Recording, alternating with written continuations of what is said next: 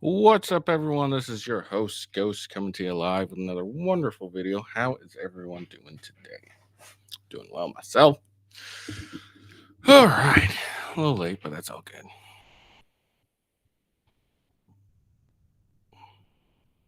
good. Um, let's see. So we got a few things we're going to talk about. We got some SCOTUS opinions that just came down.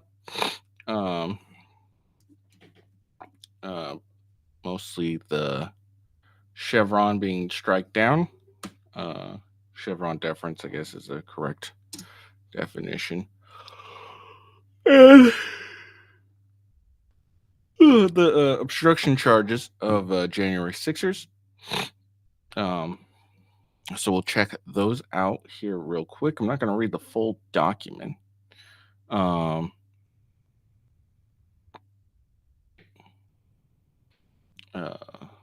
or anything, but we'll go through some blogs and give a little background. And then we're going to check out some more of the fallout for the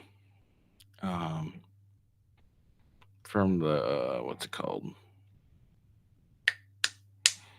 From the debates that happened Thursday.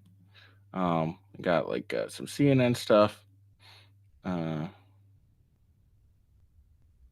then we'll watch the analysis that happened right after the debate that I missed because I didn't think it would be important. I thought they ended up blowing smoke up Biden's ass, but turns out they actually spoke the truth. So we'll check that out. And then we'll also check out the views cope of it all. And then we're going to check out ring cam footage of an ex-wife that's just, I don't know, petty and angry, I guess is the correct best term. Is she's an angry woman. So we'll check out that ring camera footage. And then finally, we'll check out a clip from Fresh and Fit's IRL that they did Friday. I think it was Friday at least. So yeah, that's the plan for today. Yeah.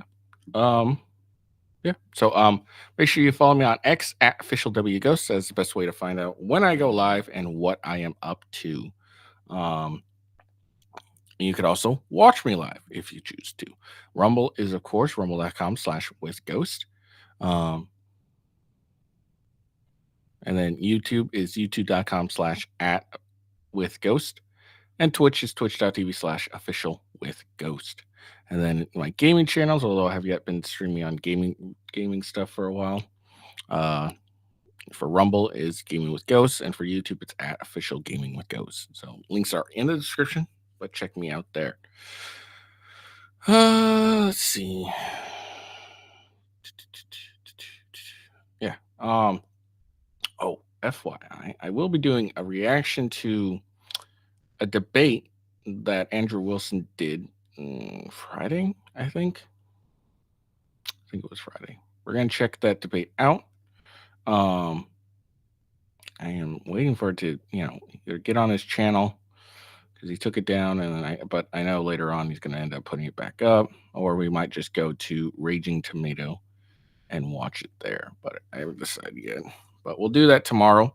I'm doing it tomorrow because I don't go to the gym on Tuesdays and Thursdays, so I have a little bit more time before I have to go to work. And Mondays are generally my short days now, anyways. So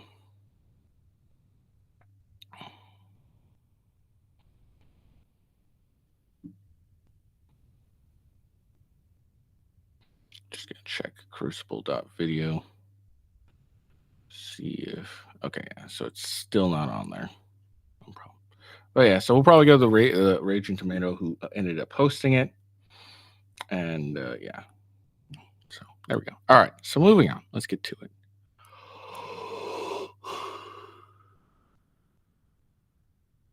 Excuse me. All right. So Supreme Court strikes down Chevron, curtailing power of federal agencies. Now, some of you are probably wondering, what is Chevron? what is Chevron? Well, Chevron was basically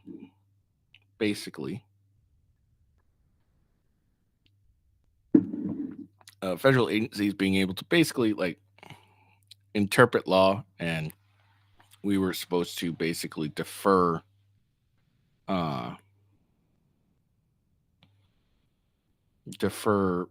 like people like the government would defer to law enforcement's definition of various things.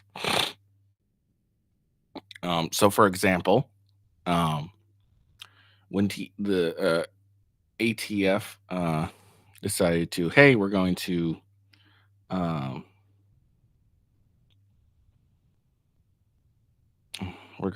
define a firearm like this, or this is what makes a machine gun. Agencies would defer to that. Basically, is what it ended up being. But that's the basics I could be. Is it just ends up we end up just deferring. We end up just deferring to what federal agencies have to say on a certain matter. I think that's a basics. Like this is as broad as I can give it. Maybe hopefully it'll do a little better job than I just did.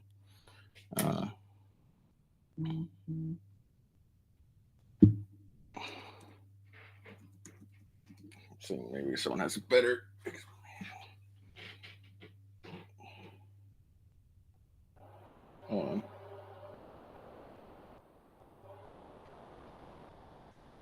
I have to get some AC going here. All right.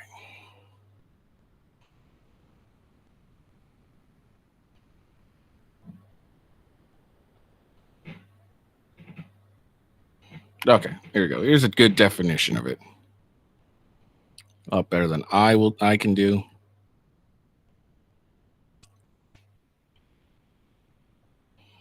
So a family fishing company, Loper Bright Enterprise, was driven out of business because they couldn't afford the $700 per day they were being charged by the National Marine Fishers Services to monitor their company. The thing is, the federal law doesn't authorize NMFS to charge businesses for this. They just decided to start doing it in 2013.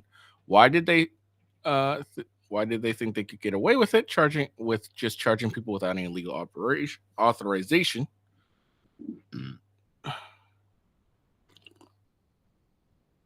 Because in 1984, in the Chevron decision, the Supreme Court decided that regulatory agencies were the experts in their field, and the courts would just defer to their interpretation of the law. So for the past 40 years, federal agencies have been able to interpret laws to whatever they want, to mean whatever they want, and the court had to just go with it. It was called Chevron deference. It put bureaucrats in charge of the country. It's how the OSHA was able to decide that everyone who worked for a large company had to get the jab or be fired.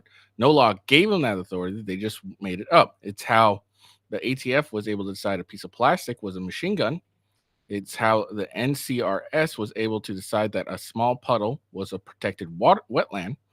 It's how out-of-control agencies have been able to create rules out of thin air, force you to comply, and courts had to simply defer to them because they were the experts. So that's a lot better of an explanation of what Chevron deference is. So let's go and get down into this this SCOTUS blog. Let's see what I have to say. A major ruling on Friday cut back the Supreme Court. The Supreme Court in a major ruling, the Supreme Court on Friday.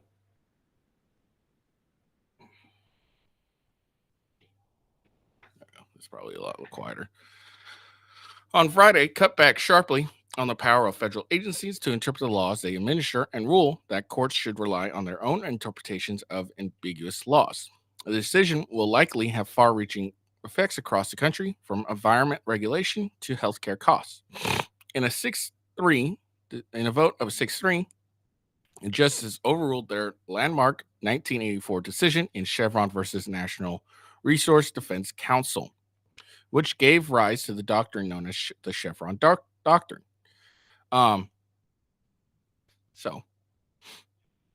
6-3. All right. I'm gonna guess the three were probably Sotomayor, Kagan, and Katanji Brown Jackson. Those are my guess. Okay. So, under that doctrine, if Congress has not directly addressed the question at the center of a dispute, a court was required to uphold the agency's interpretation of the statute as long as it was reasonable. Oh, shit. I didn't realize. All right. I know I just you're probably like, oh, he just read it down here. I really didn't see the dissent part right here on the bottom. I just guessed. And it wasn't that big of a stretch to guess, honestly. I mean, come on, they're always the dissent whenever something seems fairly logical at this point. But in a 35-page ruling by Chief Justice John Roberts, the justice rejected that doctrine, calling it fundamentally misguided. Justice Elaine Kagan dissented in an opinion joined by Justice Sonia Sotomayor and Ketanji Brown Jackson. Kagan predicted the Friday's ruling will cause a major shock to the legal system. Oh, you mean the government can't just run roughshod and just like, hey, I'm just going to decide this thing is this thing?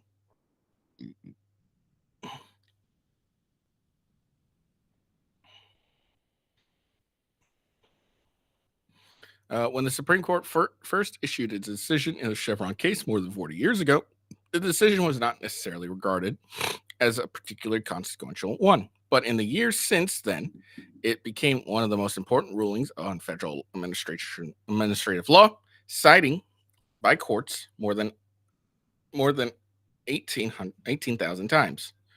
Although the Chevron decision, which upheld the Reagan era Environment Protection Agency interpretation of Clean Air Act, has eased regulation on emissions, was generally hailed by conservatives at the time. The ruling eventually became a target for those seeking to curtail the administrative state, who argued the courts, rather than federal agency, should say what the law means.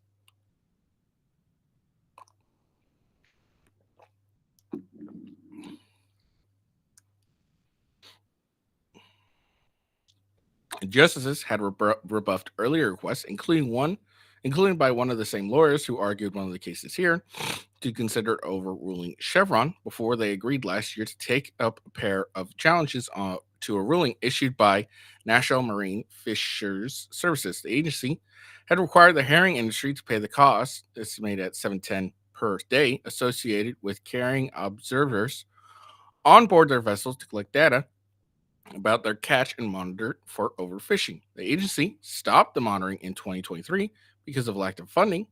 While the program was in effect, the agencies reimbursed fishermen for the cost of the observers. After two federal court of appeals rebuffed challenges to the ruling, two sets of commercial fishing companies came to the Supreme Court asking the justice to weigh in.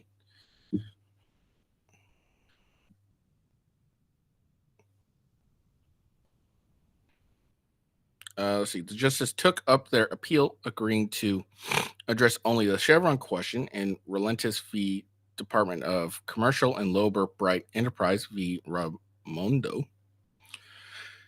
Justice Ketanji Brown Jackson dissented in the Relentless case, but was recused from the Low Bright case, presumably because she heard oral arguments in the case while she was still a judge at the U.S. Court of Appeals for the District of Columbia Circuit. Chevron deference, Robert explained in his opinion for the court on Friday, is inconsistent with the Administration Procedure Act, a federal law that sets out the procedures that federal laws must follow, as well as instructions for courts to review actions by those agencies. The APA, Roberts noted, direct courts to decide legal questions by applying their own judgment, and therefore makes clear that agencies' interpretation of statutes, like agencies' interpretations of the Constitution, are not entitled to deference. Under the APA, Roberts concluded, it's thus remained the responsibility of the court to decide whether the law means what the agency says.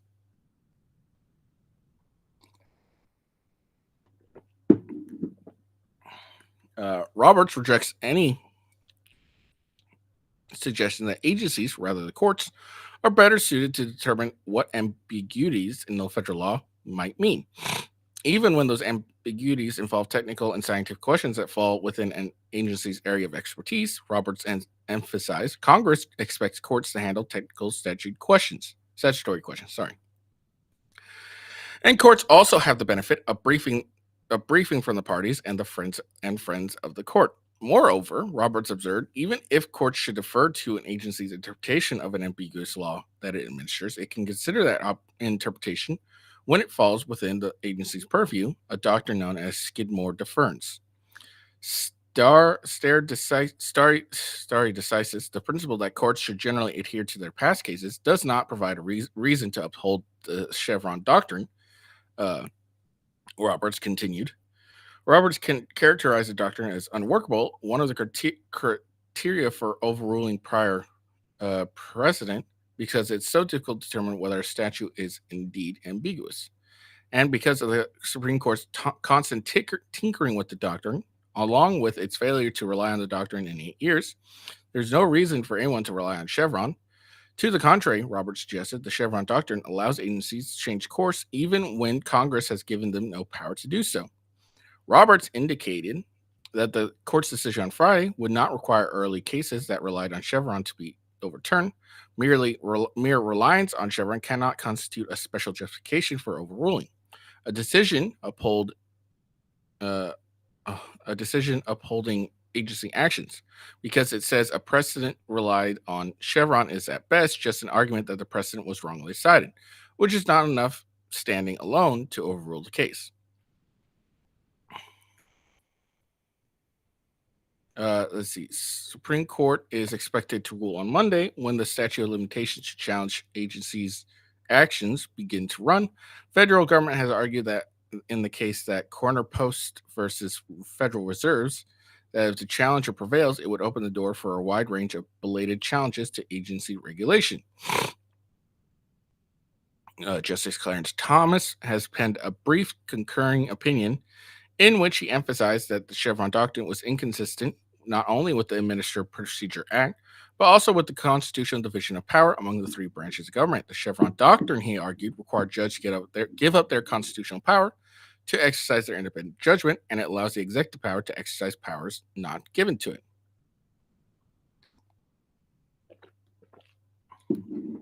Justice Neil Gorsuch filed a long 33-page concurring opinion in which he emphasized that the day the court places a tombstone on Chevron, no one can miss.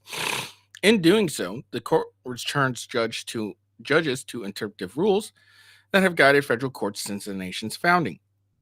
He sought to downplay the impact of Friday's ruling, contending that all today's distinction means is that going forward, federal courts will do exactly as this court has since 2016, exactly as it did before the mid-1980s, and exactly as it has done since the founding, resolve cases and controversy without any systemic bias in the government's favor. Kagan, who read a summary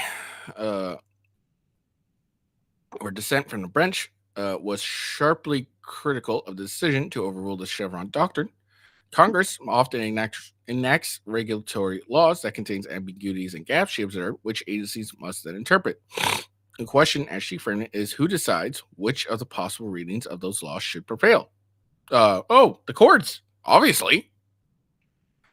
For 40 years, she stressed, the answer to that question has generally been the agency, with good reasons. Agencies are more likely to have the technical and scientific expertise to make such decisions. So the courts are unable to get their own, or the courts are unable to accept,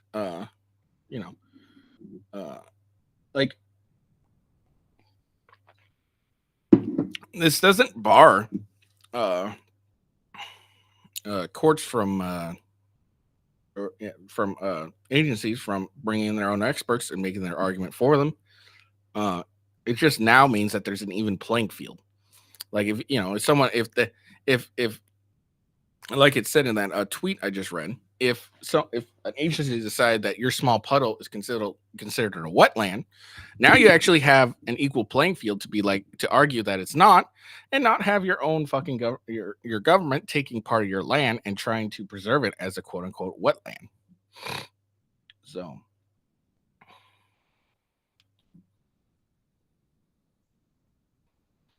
Let's see. She emphasized the deep roots that Chevron has had in the U.S. legal system for decades.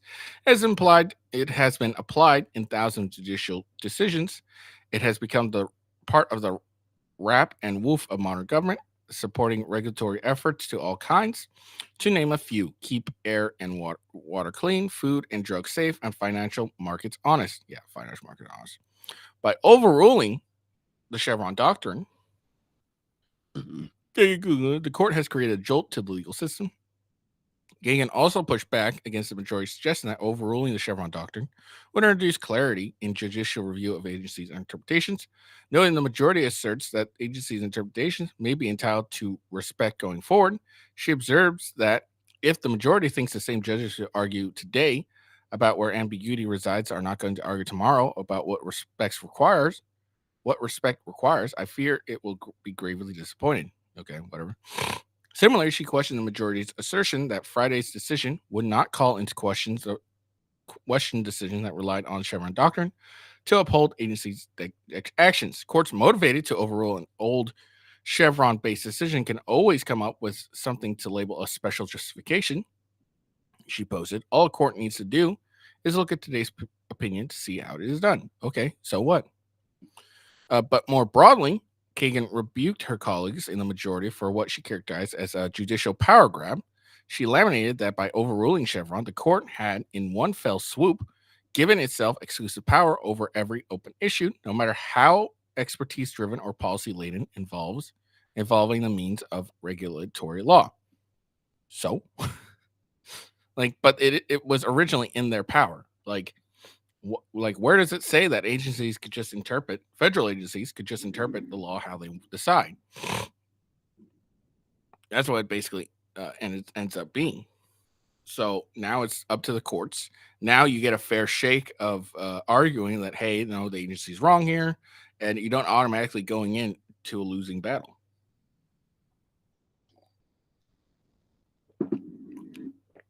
Roman Martinez, who argued the case on behalf of one of the fishing companies, applauded the decision by ending Chevron deference. He said in a statement, "The court has taken a major step to preserve the separation of power and shut down unlawful agencies' reach. Going forward, judges will be charged with interpreting the law faithfully, impartially, and independently, without deference to the government. This is a win for individual liberty and the Constitution." But Kim Meyer, the litigation director of the Southern Environmental Law Center, decried the ruling in a statement.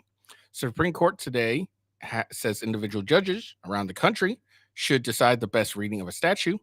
This is a recipe for chaos, as hundreds of federal judges who lack the expertise of agency personnel are certain to reach inconsistent results on the means of federal laws as applied to complex and technical issues. Well, then it's your job, agencies, to come in and explain it and have an argument good enough that it sways that judge's opinion.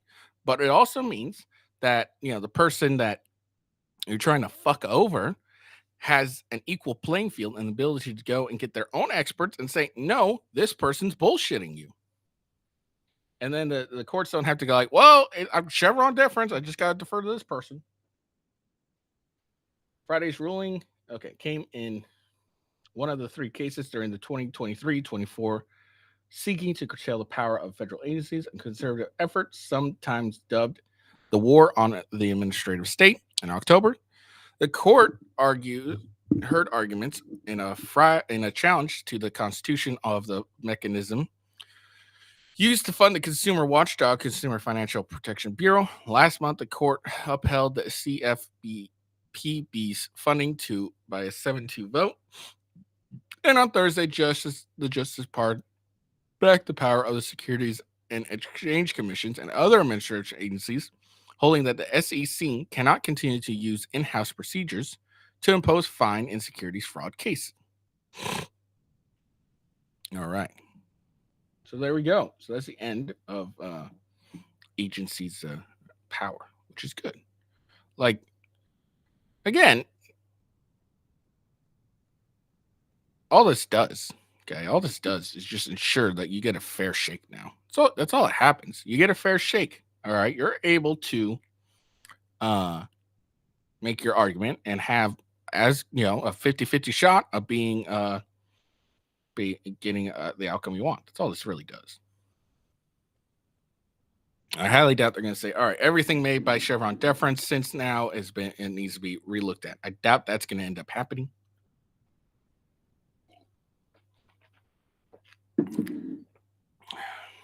I don't think there's anything wrong with curtailing government power. I don't know. It's just me. I don't think there's anything wrong with that. All right.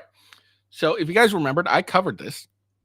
It was Fisher versus what was it? Hold on.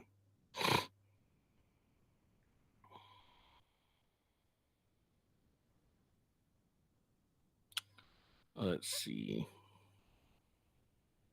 It's Fisher versus US. Oh shit. All right, they just dropped the Trump's immunity case. So hold on.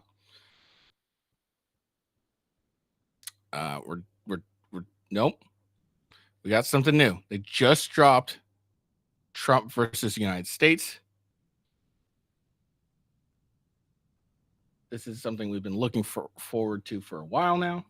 It's 119 pages. I just want to see what the fucking opinion is. All right. All right, this is syllabus. This is 119 pages. I'm not reading this. Sorry. Okay. Opinion of the court. Yeah,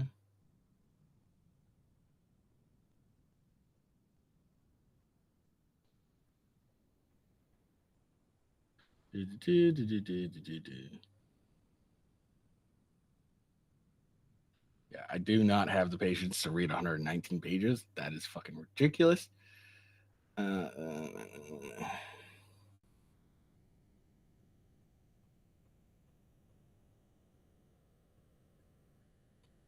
So, if you guys don't remember, this case here is the one determining whether Trump has immunity for criminal prosecution.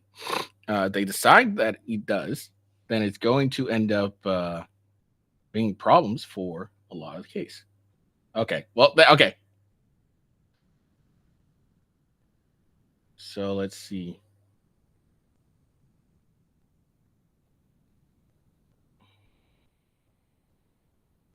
Okay.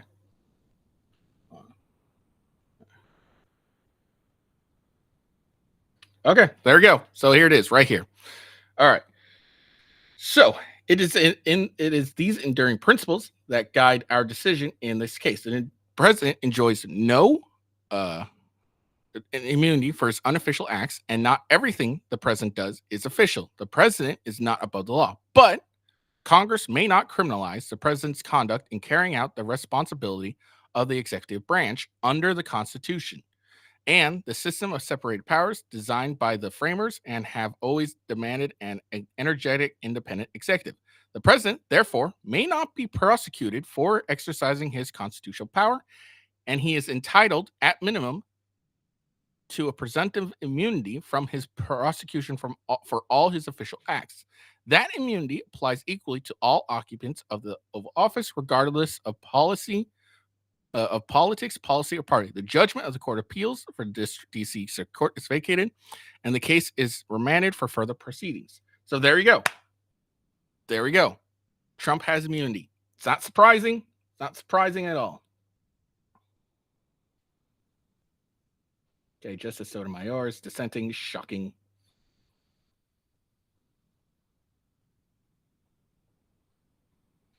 So what this means... So is Justice Jackson. She's dissenting too. That's not surprising.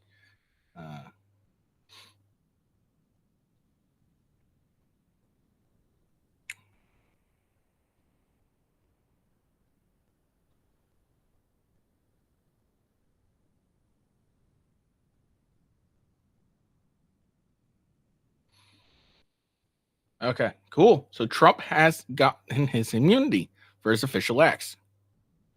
This is great.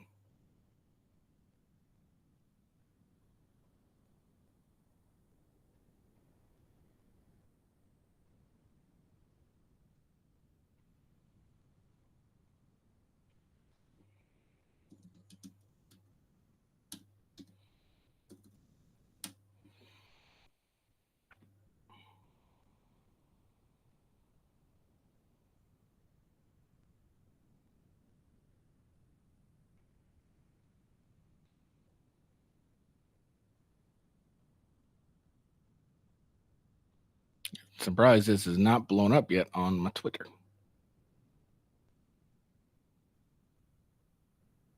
Okay.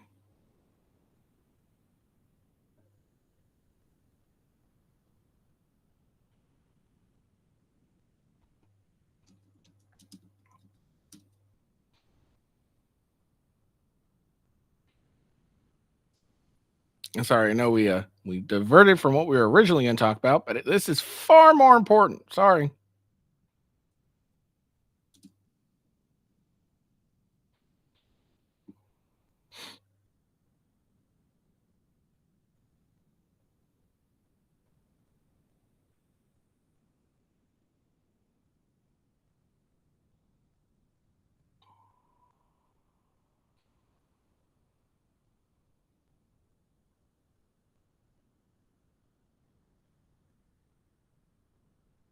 Okay.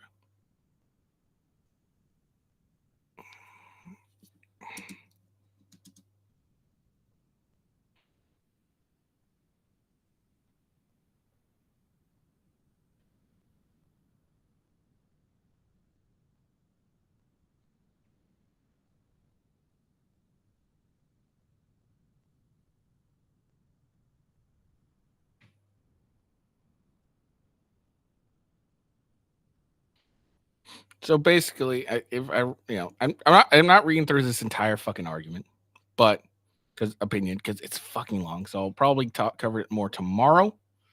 Um,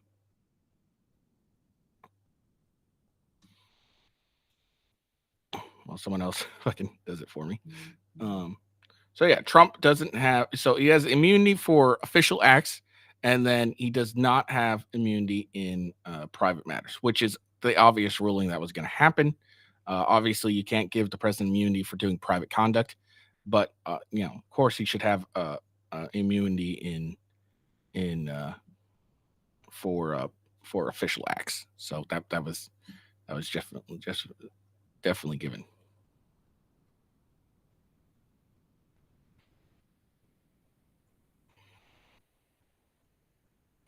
Just want to see.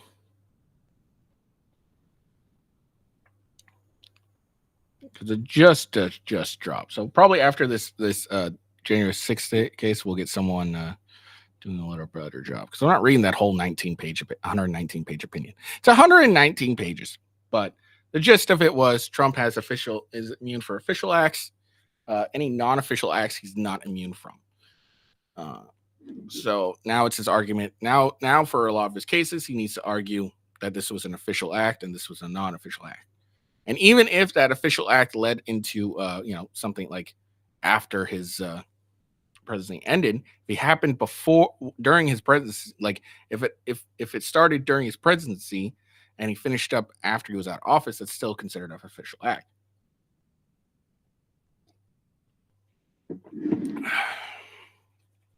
So I mean that also means that more than likely his election case in Georgia, that's probably going to get dropped now because everything he did there was, for the most part, a lot of what he did was an official acts.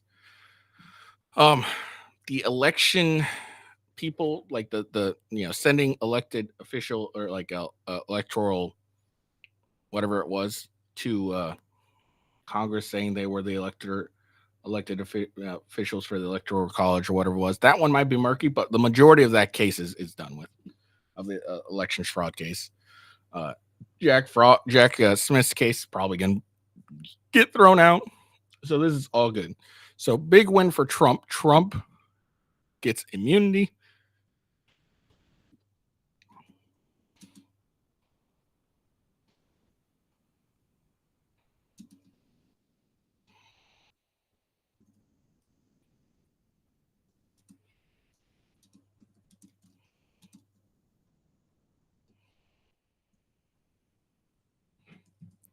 Sorry. Now, this is how it's going to end up going. It's probably going to be a 6.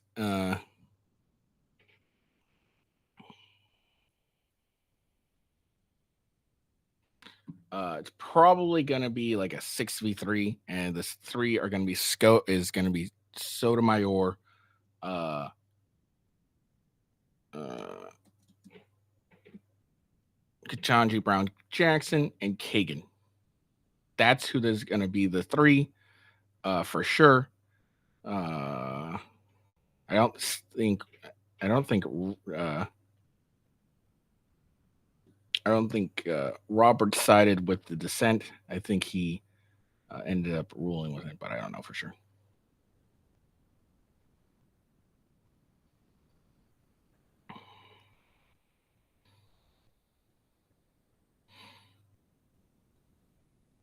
All right, so here's a better. This is from CNN, so take it with a grain of salt.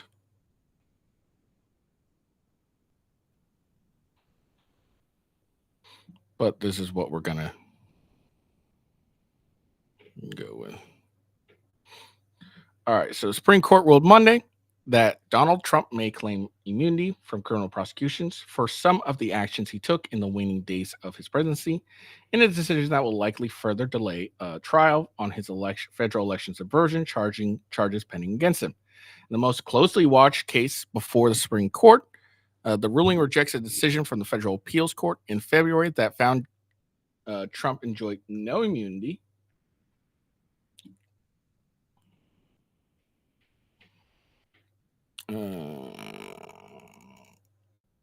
for alleged crimes he committed during his presidency to reverse the 2020 election. We conclude our constitutional structures are separate of power. Okay, so yeah, Justice. Okay, so you did, John. Cool.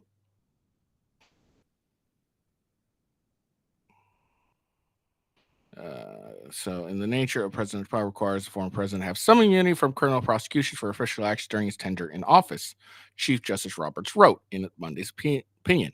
At least with respect to the president's exercise of his core constitutional power, this immunity must be absolute. The president enjoys no immunity for his unofficial acts, and not everything the president does is official. The president is not above the law. So there we go. And again, this was the obvious ruling that needed to be made. Of course, the president has immunity for his official acts. It just made logical sense. But obviously, in his when he doesn't have in his non-official acts, obviously he wouldn't have any immunity there. That was pretty obvious. So it was kind of ridiculous that we were having this argument. Of course, the president during with his official acts gets immunity, and the way you defeat that immunity is very simple. You take and you remove. You go. Sorry, you go and sorry.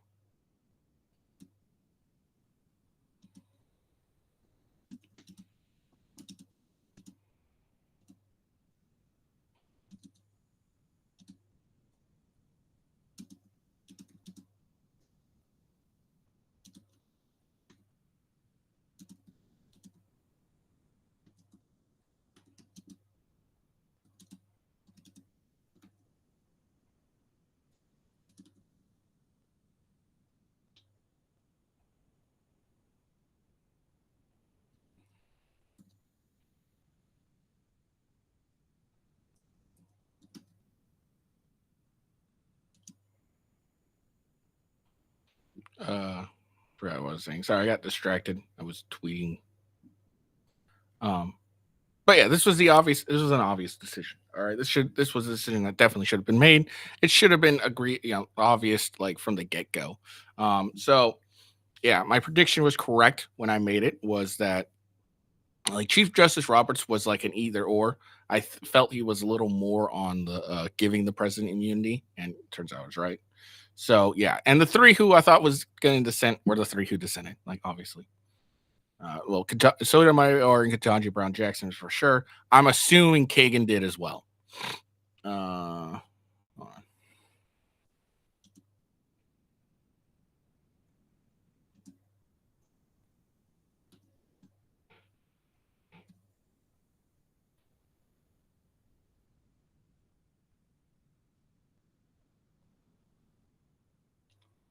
Yeah. Okay. So it was 6-3. So yeah, so Ketanji Brown Jackson, Kagan, and Sotomayor, they all voted against. Everyone else voted for. This was an obvious ruling. This was an obvious ruling. And guess what? This protects Biden too, because now Trump can't go. Although he prior he could have gone after Biden for his work on the border and the crap he did there, blah blah blah. And he could have done that when he got into when he gets elected. Now Trump can't do that. So this also protects Biden, protects all presidency. This was an obvious ruling they were going to make because a lot of them weren't really focused on Trump. Okay, they were thinking of the future. If they ruled president doesn't get any immunity for official actions, it would extremely destroy our democracy as we knew it. Like it would, because as soon as the president got it, the president wouldn't be like, well, if I make this decision and it comes out, well, then if I make this decision and someone's gonna sue me at the end, so it's gonna end up neutering the president severely. And again, the arguments that were being made is like, well, there was always that fear, blah, blah, blah, and the presidents have done it well. Yeah, but because there was basically this is an official immunity agreement, but what the thing is there was a non-official handshake, wink, wink, nudge, nudge agreement between prior presidents. Hey, it's basically a mea culpa. As long as you didn't get impeached, whatever you did, we're not going to go after you. That's basically what it was. But then Biden fucked that up and decided, hey, I'm going to go after my political opponent. Now we needed an official immunity agreement.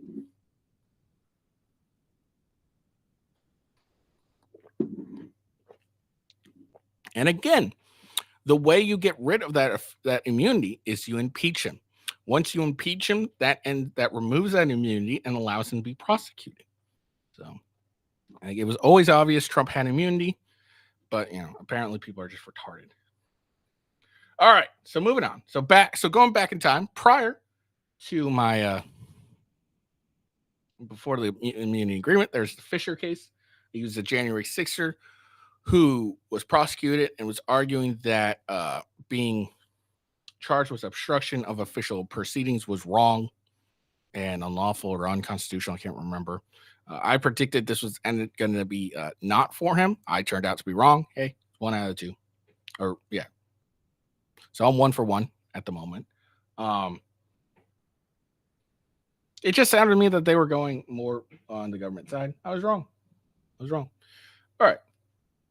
Now, this doesn't throw out all the, everything on January 6th. It just means that this obstruction charge that a lot of them got is thrown out. That's all it is.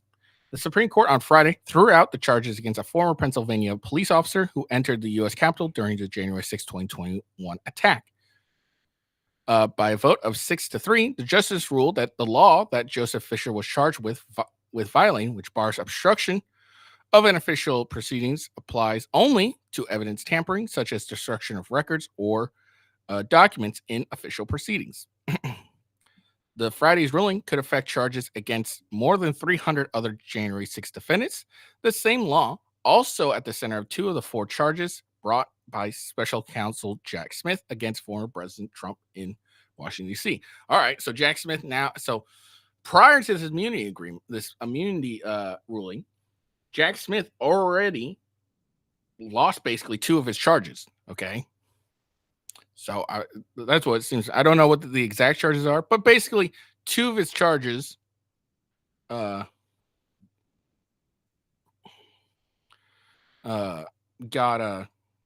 basically taken away. If they're at the center of this, and it's the same law that's being applied that was applied to Joseph Fisher. So now he's only got real 2 charges he can stand on. Now he got an immunity agreement. So now, not an agreement, but immunity ruling. So now those 2 charges are probably going to be those 2 other charges. So basically, Jack Smith's case against Trump is probably dead in the water at this point. The Supreme Court heard oral arguments on April 25th on Trump's claims of immunity and is yet to issue its decision in that case. Well, that's obviously this is old. But Smith has argued that even if the court were to rule for Fisher, the charge against Trump could still go forward because they rested in part on efforts to issue false electoral certifications at the joint session of Congress. It's his argument. We'll see. Now the question is would sending an alternate electoral official certifications officials certifications, whatever, is that under the president's power? Because everyone keeps making a big deal like, oh, he forced, you tried, but it wasn't really up to a Congress to, or it was, basically, they had two set of electoral certifications, like certifiers. Trump sent his own for that state. I can't remember what state it was. And then the state sent their own. They were basically an alternate state of electors. They, there's, this was saying that, it's a big old argument, but it was saying like, oh, they had a paper saying that they were the official ones, but they really can't be the official ones because it's the state that won that really decides. But if the state said, hey, no, the people we sent aren't it, now they have a separate one. It's that kind of deal. So it's an argument that's going to be made. We'll see. Who cares? The law at the center of Fisher's case in 18.U.S.C. Section 1512C2, which makes it a crime to otherwise obstruct, influence, or impede any official proceedings. U.S. District Judge Carl Nichols concluded not that because the previous subsection, Section 1512C1, bars tampering with evidence with the intent to impair the object's integrity or availability for use in an official proceeding. Section 1512C2 only applies to cases involving evidence tampering that obstructs an official proceedings, and he dismissed the obstruction charges against Fisher. The U.S. Court of Appeals from the District of Columbia Circuit reversed Nichols' ruling, concluding that the means of the statute is unambiguous, so that it applies to all form of corrupt obstruction of an official proceedings, other than conduct that has already been covered by the prior subsection. On Friday, the Supreme Court vacated the D.C. Circuit decision, interpreting the law more narrowly to apply only to evidence tampering. Roberts explains the general principle used to construe statutes, instructs courts that a general phrase can be given a more focused meaning by the terms linked to it. Here, he continues, subsection C1 provides several specific examples of evidence tampering that the law prohibits, such as altering a record, concealing a document. When subsection C2 immediately follows those examples, he reasons the most sensible inference is that the scope of C2 is limited by the examples in C1. Indeed, he noted if subsection C2 sweeps as broadly as the government poised, there would be scant reason for Congress to provide any specific examples at all in subsection C1. Makes sense. Basically, what he's saying is, C1 is talking about only the examples that were made in C2 is talking about only the examples made in C1. And but if you interpret C2 as broadly sweeping, as broadly as it's been interpreted, then why have any specific examples at all? That's what he's basically saying. Roberts also pointed to the provision's history as additional support for the majority interpretation. Until the Enron scandal, the statute only made it a crime to use intimidation or physical force or persuade someone else to shred documents. The statute did not, Roberts noted, create liability for the person who actually shredded the documents, leading Congress to enact Section 1512C to plug this loophole. It would be peculiar to conclude that in the closing the Enron gap, Congress actually hid away in the second part of the third subsection of the Section 1512, a catch-all provision that reaches far beyond the document shredding and similar document scenarios that prompted the legislation in the first place.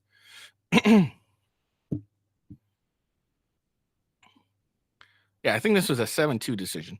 The government's expansive construction of subsection C2 would would have other effects as well. He suggested it would criminalize a broad swath of pro-SAC conduct, exposing activists and lobbyists alike to decades. In the case when the case returns to the D.C. Circuit, Roberts instructs the court can reconsider this obstruction charge against Fisher in light of our interpretation of 1512c2. Ketanji Brown Jackson joined Roberts' opinion, but also filed a concurring opinion in which she emphasized that despite the shocking circumstance involved in this case, or the government determination that they warrant prosecution today, this court's task is to determine what conduct is prescribed by the criminal statute that has been invoked on the basis of the obstruction charge at issue here.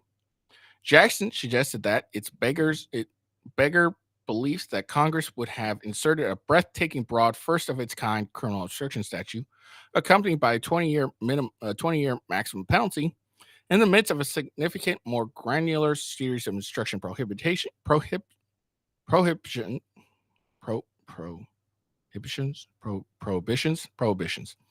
without clarifying its intent to do so. Jackson also made clear that at least, it was a 6-3, Amy Coney Barrett.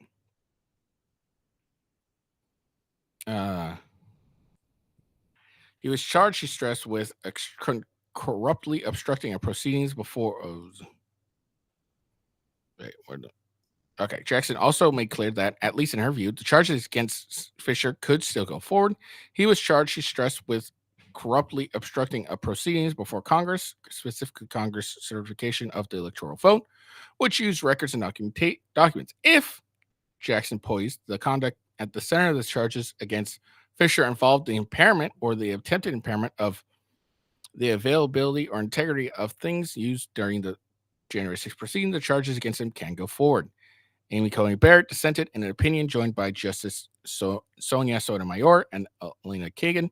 Although events like January 6th may not have been the target of subsection C2, she acknowledged nothing in the parenthetical who could blame the Congress for failure of imagination.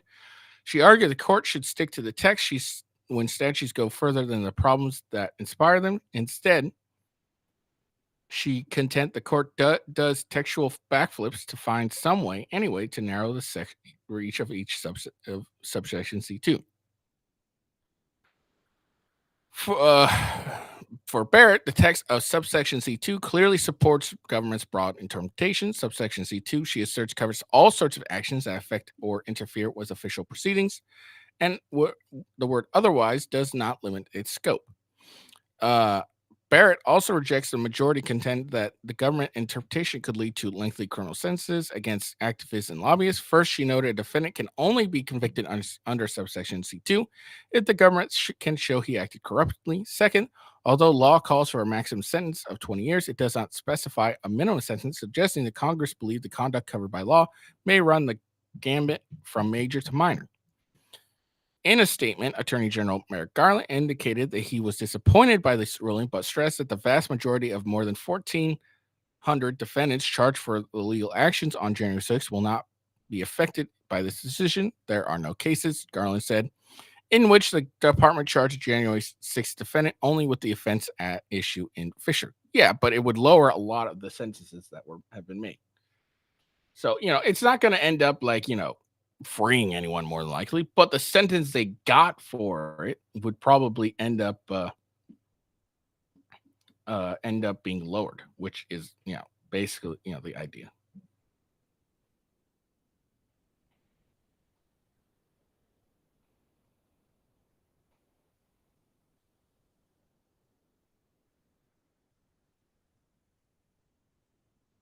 So it's good. It's a good thing, right?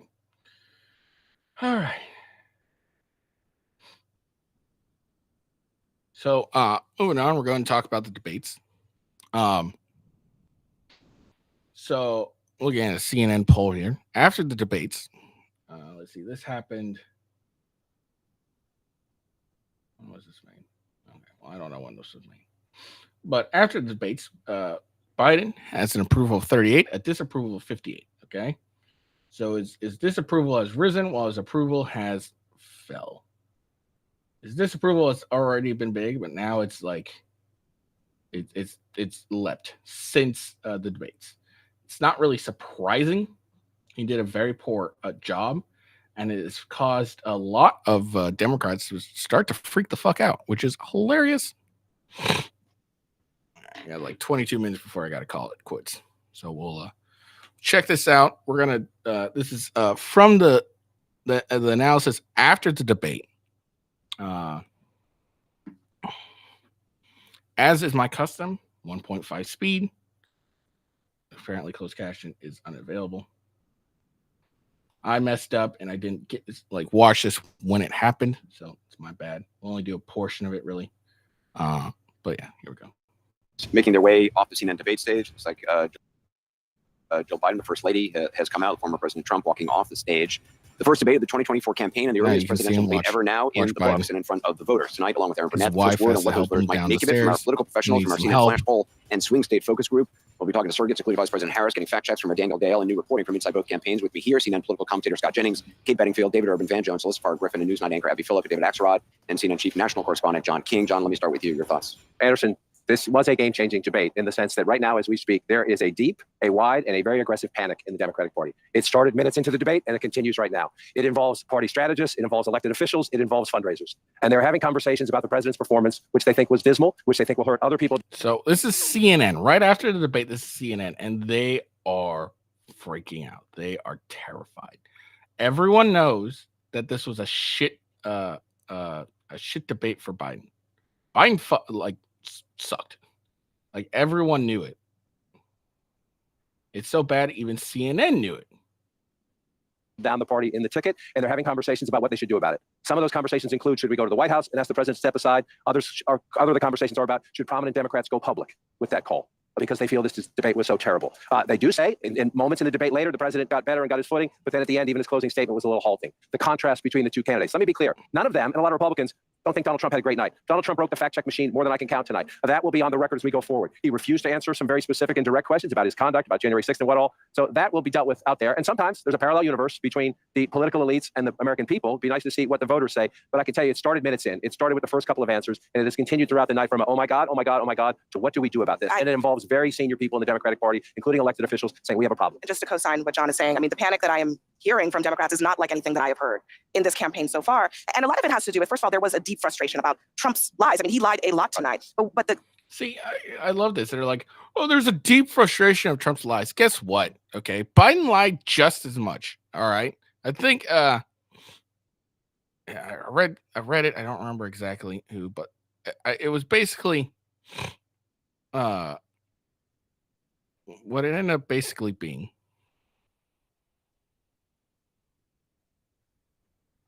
is Biden and Trump both lied like basically equally. Okay. It was basically equal. All right. That's all it was. Like, this is ridiculous that we kept like, Trump lied a lot. Well, Biden lied just as much. So stop it. All right. the problem for Biden was that Trump was able to take sometimes incredible falsehoods and turn them into some kind of argument, whereas Biden's answers were, in a lot of cases, not coherent, deeply problematic, that he was not able to take pretty straightforward answers and answer them to the American public. And then also, at some points, bringing things up that teed up Trump attacks. So there's a real concern here tonight that there's been some real damage done that cannot be undone. Biden solidified the perception among voters, but especially among his base. They were hoping that tonight would be a game changer. They are now seeing a president who is in the White House, who they do not necessarily believe can do this for another 4 years. David Axelrod? Look, I can't argue with either of them about how Democratic leaders are reacting to this poll. We said at the beginning that each person had a fundamental goal. And for Biden, that goal was to appear energetic, engaged, and look like someone who is capable of serving for another 4 years for president. That was job number one. I actually think he scored a bunch of points. I think. So another thing in an article, Debate Watcher says 67% to 33% that Trump turned in a better performance Thursday prior to the debate. The same voters said 55 to 45 that they expected Trump to turn in a better performance than Biden. And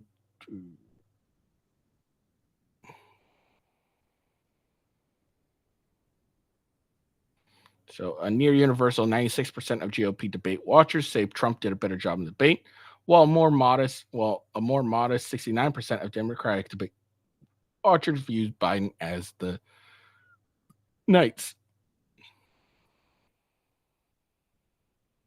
Let's see. 85% of GOP debate watchers credit Trump with doing more than his rival to address concerns about his ability to handle the presidency. Yeah, I mean, he did. He was like, I took 2 cognitive tests. I aced them. Okay. So unless that comes out and we get the showing that's not true or anything, that's what happened. By contrast, only 53% of Democratic debate watchers say that Biden did a better job at addressing concerns, with 27 saying neither candidate did much, allaying concerns about their abilities.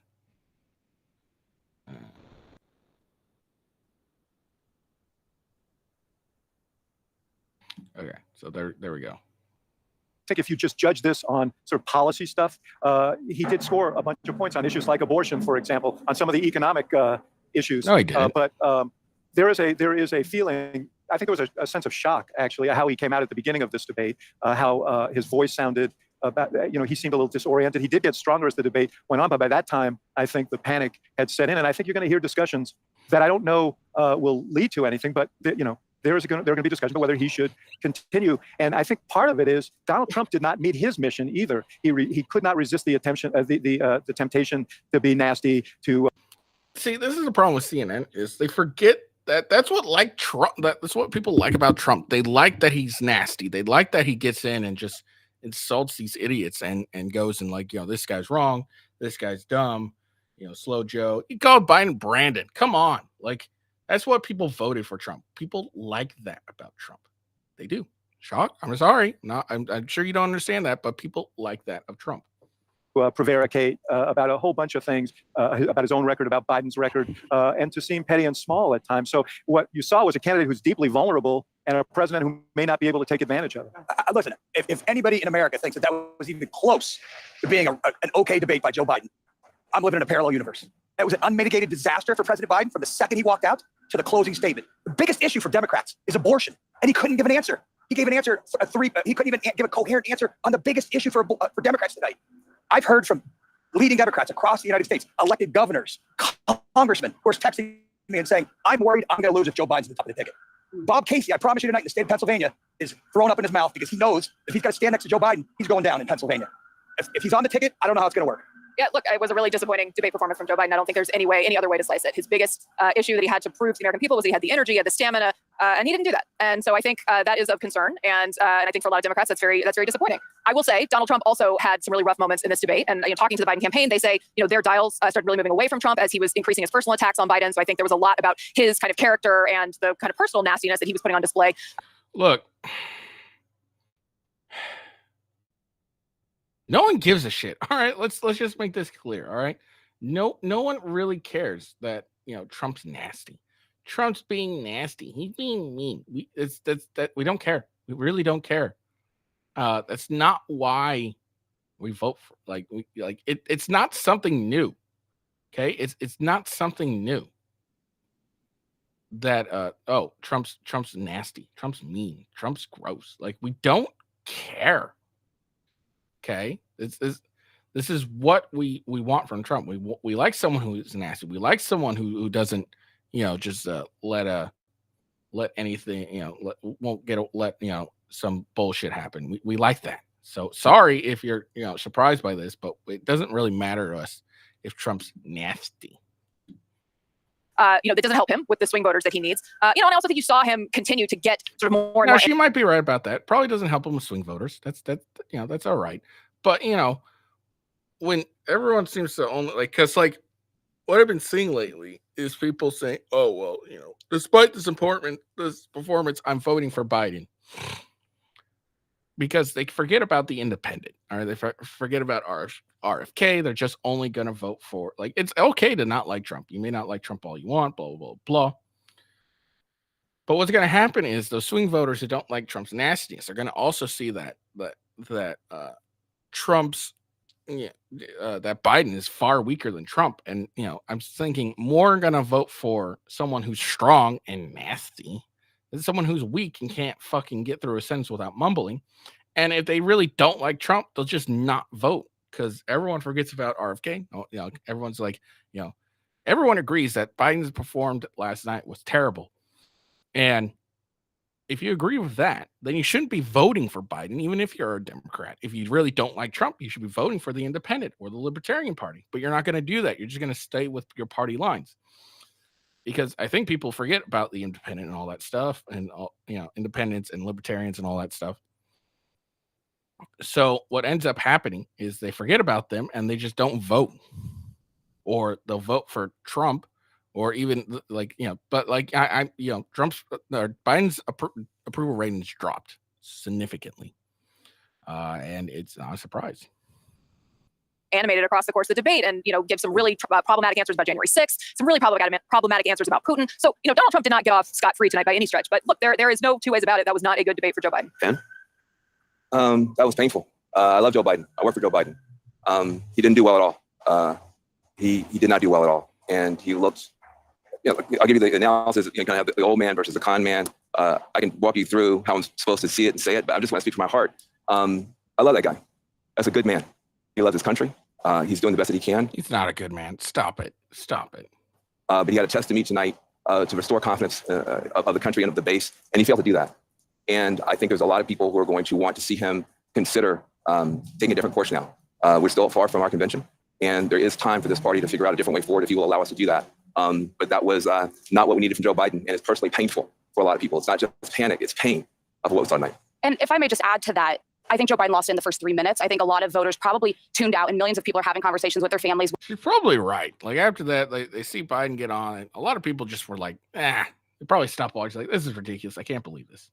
So with their friends of if the president is up to the task and if he should step aside. And I'm someone who believes the former president is a threat to democracy. I think he is a threat to the America as we know it. He wants to fundamentally change our institutions. He has laid out what his plan is. I am not confident that that is the man to take him on. You cannot tell me democracy is on the line and then give that performance tonight. If based on that, in 18 weeks, Donald Trump will be the president-elect. The people doing focus groups tonight, and we'll see if our dial group with Laura Coates confirms this, that Biden actually scores pretty well on the issues when he's talking about the substance. And Trump's numbers went down, both because he was ducking questions, he was lying about some things, and he was refusing to answer in some.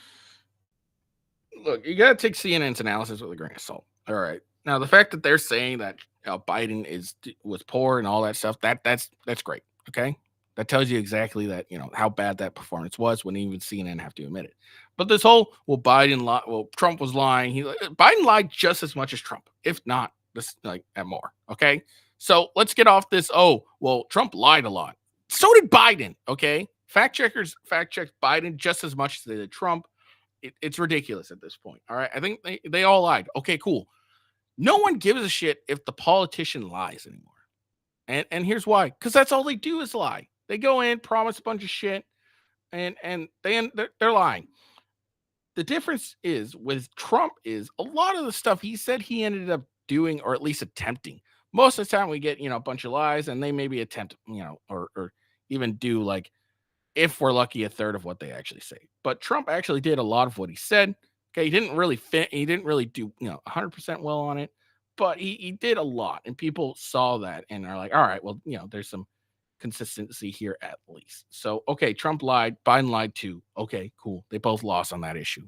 They both lied. Stop it. Some of it was the tone. They don't like him. So when you see that, when you see sort of the statistics, you're going to look at that's a mixed bag. But to Vance's point about the president's performance, that's what caused the panic. Look, here's the thing. Okay, you can be good on issue. Here's the thing. You can be good on the whole you talked about issues well and all that stuff. You're good at that. Blah blah blah. Fucking blah. But if you come out like you're hoarse and you're on the verge of croaking on the scene on the debate stage, doesn't really matter how well you did on everything else. It matters of how you appeared. Okay, were you presidential? Were you something people can have confidence in, that when you work, when you get on that stage and we have a crisis, you're going to be able to handle it.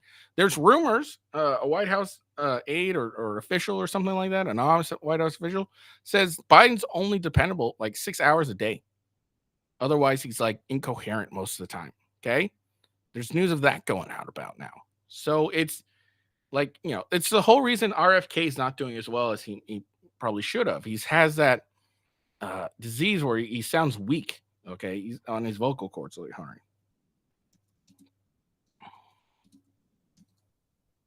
right. Yeah, it's spasmodic dysphonia. Phonia.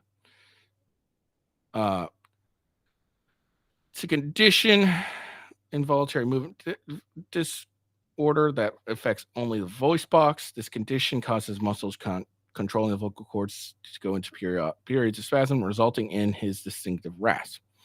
But to the American people, he sounds like RFK just sounds weak. He sounds like he's on the verge of crying, things of that nature. Okay. That's why RFK has to go independent. And he didn't even come close to getting the Democratic nomination. And he would never get the Republican nomination. I'm sorry. All right. Shit like that, the way you sound, the way you appear, that's going to affect how you, because people want a strong leader. If you don't look strong, you're not getting the goddamn nomination. Panic. So the question is, and my question actually is, what happens? Because it's a great political strength of Joe Biden is his resilience and his stubbornness. Yeah. It's also sometimes a blind spot because he is so stubborn. It's going to be very hard to someone, and I don't know who it is, who could go to Joe Biden and say, you need to do this. And apparently,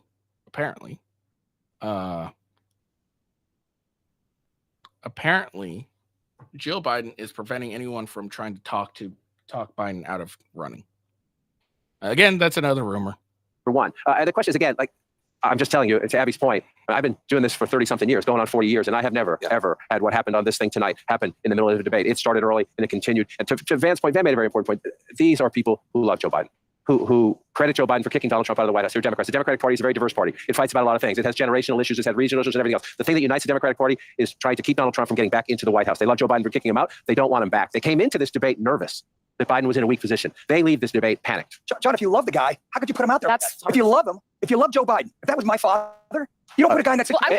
It's a great point. These guys know this better. These guys know this better because they talk to them. There's this legacy in the Democratic Party. You don't challenge the incumbent because when it's happened in the past, they haven't beaten the incumbent, and then the incumbent has lost the general election. John King, I mean, what happens now? A couple things happen. Number one, we wait. I would say we should wait. We won't, but we should wait a week and see how this settles out in the polling, particularly in the battleground state polling, and particularly among the most important subgroups. It's not looking good for him. That's why. Right now is I would just say that if the Trump people are running around saying they won the debate, we'll see if that holds up. Biden lost the debate. I don't know if Trump won the debate. The early indications we're getting. Trump won the debate. All right. It doesn't matter what you say. Trump won the debate. Everyone agrees. 96%. I think it was just GOP debaters said, yeah, Trump won. So again, from pollsters and party strategists. Well, only 36% of Democratic ones said, oh yeah, Trump did or Biden did well. Like Trump won the debate. Sorry. It was 56 or no, it was 69. 69% of Democratic voters said that. Debate watchers said that Biden won. 96 GOP debaters said that Trump won. Come on.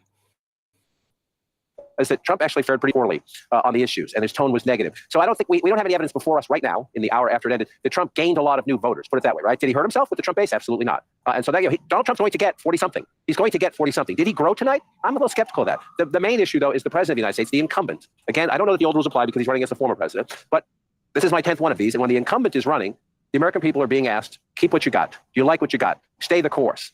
That was not a stay-the-course performance from a president who, when he walked on stage, knew the fundamentals of this race were already bent against him. And they had a 38% approval rating, 60+% of the country thinks we're on the wrong track. And as Abby noted earlier, there were already significant doubts about, can you do this for 4 more years? It's the toughest job in the world. And so even in the middle of the debate saying he had a cold, I have a cold. I get it. I get it. That sucks.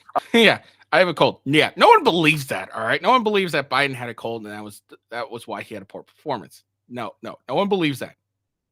But he's the president of the United States. When the phone rings at 3 o'clock in the morning, the world doesn't matter if you have a cold or not. And the president did intensive preparation for this debate. I mean, that's the other part of this. And they signaled that repeatedly. They told him repeatedly. I mean, he was in Camp David. All of his top advisors were there.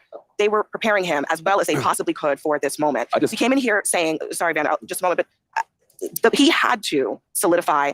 And it's not just his base, it's who voted for him the last time around, right? Now, who voted for him last time around was enough for him to beat Donald Trump. Donald Trump can stay just where he was the last time around. And if Joe Biden erodes so significantly that it's less than what Donald Trump got, Donald Trump wins. Okay, that's how the math works here. So he has to bring back all of those people, whether they're Democrats or not, who cast a ballot for him. Was he able to do that tonight? I don't think there's anybody who thinks that he was. Well, I tell you, I am starting to get the pushback now from people who are not in agreement with us. I just want to get. Listen. I didn't watch the debate. No. Actually, did. A major black leader just called me and kicked my butt, and so I just want to give the other side, which is that Republicans would never throw their guy overboard, even if they had a guy that had felony convictions, even if they had a guy that led an insurrection, even if they had a guy who was a serial liar, they would never throw their guy overboard. And there are people who are angry tonight. The Democratic Party leaders are already abandoning Joe Biden, and they're saying that we already know that he's older. And because look, okay.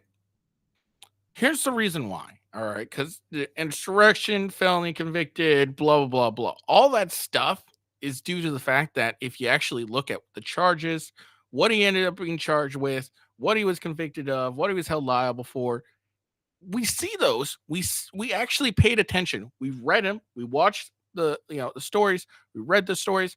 We can see it's bullshit. Even CNN had to admit that the felony conviction against Donald Trump was bullshit.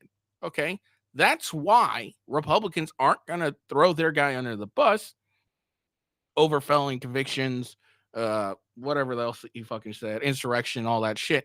Because we understand and we can see it's bullshit. Now, if Donald Trump came out and did exactly what Biden did with, being unable to talk well, incoherent, looking off into space, looking lost, having that hoarse rasp and shit, we're abandoning him and getting behind at least RFK. Okay, that's what's gonna happen. What would happen. At least a lot of them. Okay, like even like this is ridiculous. Like, oh, we can't. Like, look, it doesn't matter who the person is. Whether he's the party, the nominee of the party you like and shit like that. It doesn't matter. We have to live in a country that has that. We have to live in this country. Okay, and we want the American people, whether they, no matter how much they hate Trump or everything, the American people know they need a strong leader. All right. So in the back of their mind, they're going to see Biden's performance. And if in the next debate he acts just as bad, it's not going to be a good look for him. Okay. It's going to end up like the next debate's in September. If it turns out that one's just as bad as this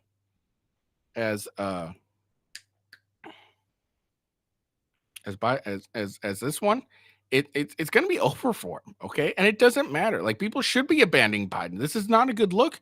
At this point, it's cruelty. So don't just be like, if you're going to fall on your sword for a guy, at least be a guy who's somewhat competent. No one views Biden as competent at all. Lower, but what he stands for matters. What he was, if you as Alfred said, whatever, what he stands for matters. All right. That doesn't matter. Okay. If he's not able to do the job and it appears like he can't, it doesn't matter. Fuck off. Wrote out what he said. If you didn't listen to it, the substance of what he said is true to the Democratic Party. And there's a pushback beginning to say the Democratic Party is too scared to stand for Joe Biden. Other people will. Yeah, but can I just respond? Yes, I believe this. I think when we see sort of voter surveys and so on of people who watch the debate and so on, they're going to be a lot different than you might think, because I don't think Donald Trump had a great night. And I think on substance, Biden did fine. But that wasn't the big question about Biden. But here's the thing.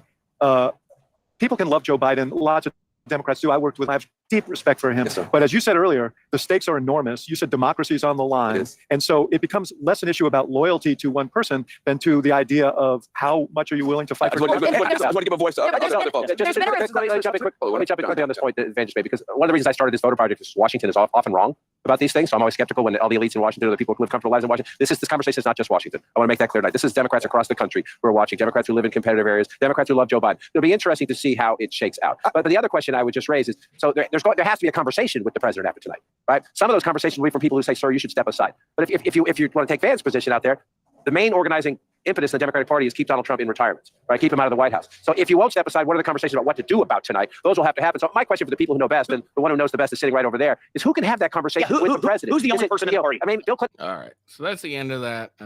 There's probably more. I got to get going here. So we're just going to do this because it's so short.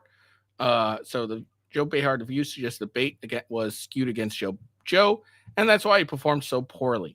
Joe literally made the conditions for the debate, and it was held by his friends in the media. There was something about the debate that threw him into this state that he was in, because watch this. While Donald Trump was probably enjoying a celebratory platter of cheeseburgers, President Biden made an appearance at a watch party a little while after the debate, and he scarcely resembled the guy from earlier in the evening. This is really unbelievable. Watch. Look, folks, what's going to happen over the next couple of days is they're going to be out there fact checking all the things he said.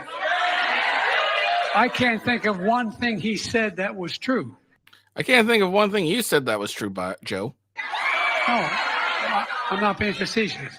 But look, we're going to beat this guy. We need to beat this guy. And I need you in order to beat him. You're the people I'm running for. So suddenly, no colds. Suddenly, he was 63. You know, what happened? Oh, well, they probably figured out the meds that they needed to give him so he could be like somewhat coherent. That's what happened. And also, another thing is he's not doing a debate. He's just talking to a crowd of his supporters. It's all that's actually skewed more in his favor than this CNN debate was. And the CNN debate was skewed in his favor enormously. All right. So that's all we got for today. I hope you guys enjoyed the video. It's great news for Trump today. It was great news for Trump. He now has immunity, which he should. He always should have immunity. I don't know why people think he shouldn't have immunity. Guess what? Saves Biden too. So, but yeah. So there's some great rulings the last couple of days. Curtailing federal government, taking some bullshit out of their sales. It is wonderful. Make sure you like and subscribe down below. That'd be really appreciated. Make sure you check my Rumble out wherever you're watching. That's the most important one. And yeah, I hope you all have a good day. Oh, actually, I'll do that tomorrow. I have some new followers. I forgot to give a shout out. I'll do that tomorrow. So if you're following me recently, I normally always shout out my new followers, but I forgot to. I will do that tomorrow. I hope you have a good day. Peace out, and I will see you later. Peace.